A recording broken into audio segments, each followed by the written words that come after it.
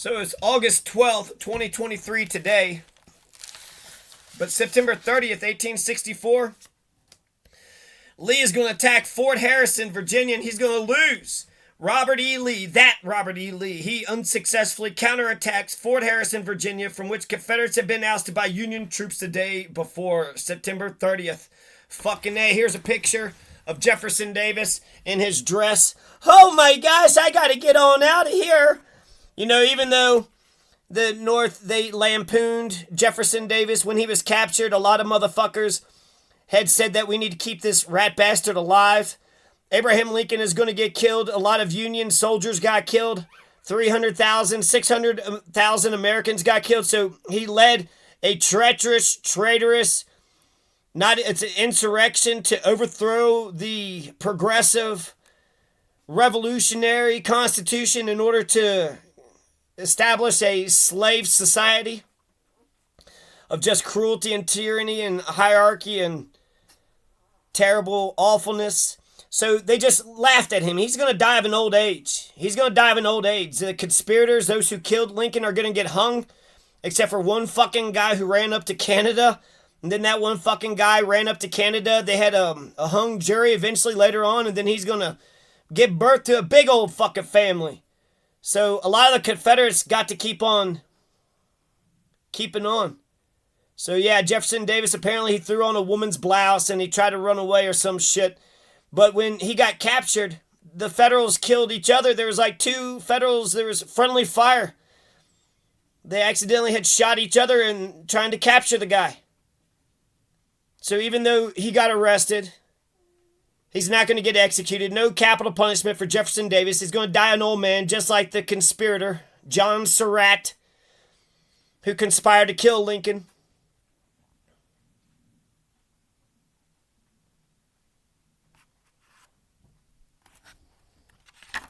So, ha ha ha, he was wearing a dress when he ran away, so he wasn't the most dignified of dignificaries.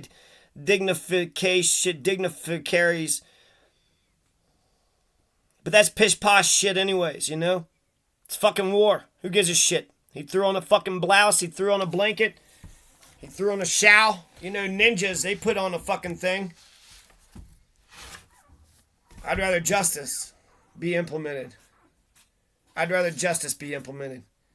So alongside the New Market Heights, the assault on Fort Harrison formed the second distinct stage at the Battle of Chaffin's Farm, itself part of the lengthy siege of Petersburg, Virginia. Less an official fort and more of an extended network of trenches and other fortifications. Fort Harrison stood as a critical link in Richmond's defenses, which therefore made it a tempting target for the army of the James under Benjamin F. Butler on September 29th, 1864. Butler assigned the role of punching through the Confederate lines defending the fort to Major General Edward Ord. Edward O.C. Ord, aw shit. General Edward O.C. Ord is going to smash the shit out of that Robert E. Lee. Robert E. Lee was a terrible general. He fucking lost, fought against America. I guess the best thing you could say is that he surrendered. That's the best. Maybe that was the point, right? He pretended to fight against America, but then he was like, come on, guys. So maybe that's the fucking genius of Robert E. Lee. Was that he told the Confederates to fucking quit, to give up. You just want a white supremacist nation based upon hierarchy and cruelty and tyranny? That's the opposite of everything the American Revolution stood for. What the fuck? Commander of the the 18th Corps Ord commenced his assault under the leadership of Brigadier General George Stannard as the fighting raged at nearby New Market Heights, trusting that the Confederates did not have the resources to defend the two separate fronts. In this regard, he was correct, and the men of the 18th Corps charged the swept over the earthworks and forced the enemy to fall back to a new position. This small victory came at a heavy price, however, including the life of one of the brigade commanders, Brigadier General Hiram Burnham, and Union troops renamed the fortifications Fort Burnham in his honor. General Ord himself was also wounded in the fighting, so seriously, in fact, that he was relieved of command and would not take the field again for some time. The battle was not quite done yet, however, as the regrouped Confederates, bolstered by volunteers sent by General Robert E. Lee, attempted to retake the fort the next day, but Federal troops led by General George Weitzel easily fought off the rebels. Butler managed to set out what he accomplished to do, but soon his troops lost their inertia and the siege of Petersburg once more settled down into a low simmer. Union troops soon renamed their new fortifications Fort Burnham in honor of their fallen general. So the casualties, Unions, over 4,000 men died for the Union. So 4,000 men could die for the fucking Union, but not Jefferson Davis, and not that John Surratt, not everybody that was part of the fucking conspiracy to kill motherfucking Lincoln. So the co-conspirators, not all of them got hung. And then Jefferson Davis got to fucking live until, how old did Jefferson Davis get to live to be?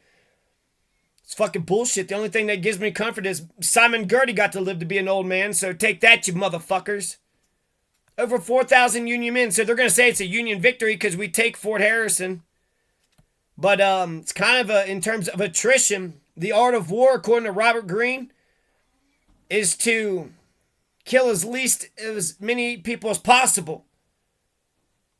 Because the more that you hurt, the more pain and hatred that you cause. But LBJ thought that a war of attrition is the best way. And hell, I know people that admire Hitler who didn't know that Stalin and Mao had killed more people and they were impressed.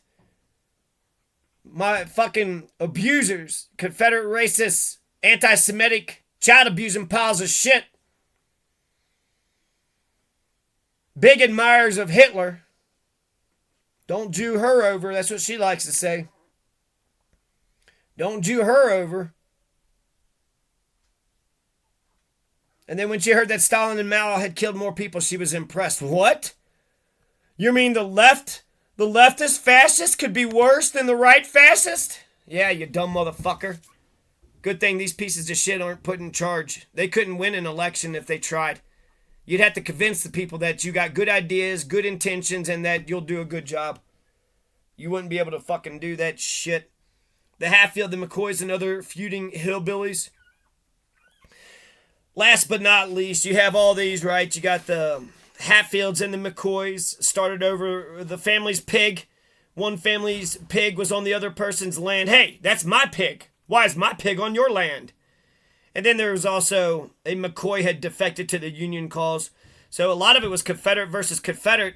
But one McCoy had defected to the Union cause. But in Breathitt County, well, you have the Rowan County feud.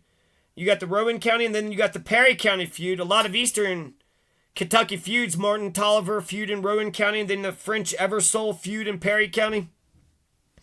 Now in Jackson, this is Breathitt County. Jackson City, the Ku Klux Klan and a group called the Red Strings continued fighting the Civil War for years after it was officially ended.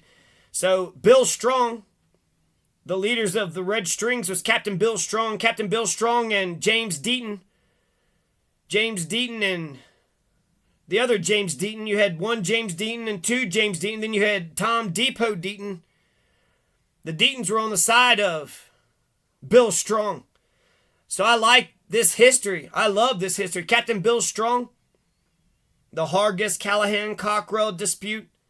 We were on the side that was on the side of the Union. We were on the side of the Americans, on the side of Abraham Lincoln.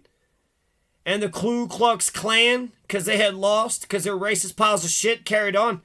So even though officially the Civil War was said to have ended, a lot of people said that Kentucky had seceded after the Appomattox, after 1865. Kentucky stayed in the Union during the Civil War, but after the Civil War was over, they picked the losing side.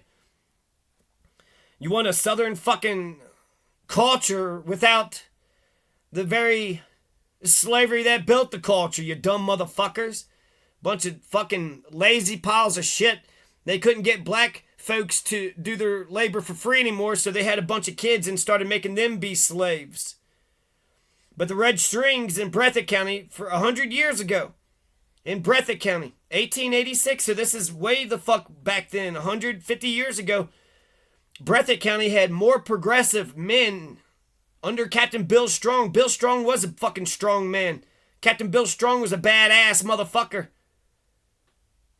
I love Captain Bill Strong. He lived to be an old man, but he got shot walking on a lonely road one day with his grandson. His grandson was there and saw what happened.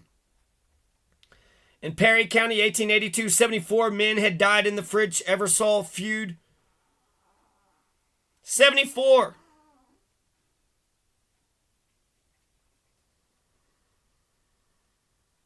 And Devil Ants Hatfield. Somebody had to stand up to that fucking piece of shit.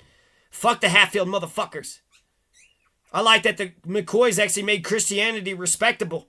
They said if we're Christians and we stand up for what is right and what's good, we don't let evil win. We don't let the criminals dictate what happens in the world. It began in 1884 when John Martin killed Floyd Tolliver in a gun duel in a hotel in Moorhead. A few days later, Martin was assassinated while waiting to stand trial. The friends and families of these two men, eager to avenge the death of their loved one, escalated the violence. So the KKK.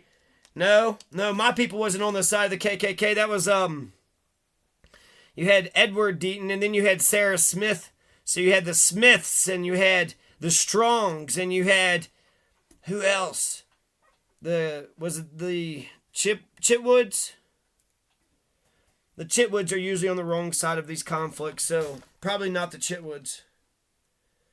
But Bill Strong, Captain Bill Strong, that's my fucking people. Breathitt County, Jackson County, the ones that were fighting the KKK. I like that shit. It sucks that the Civil War kept on happening, kept on going. But my people were on the right side.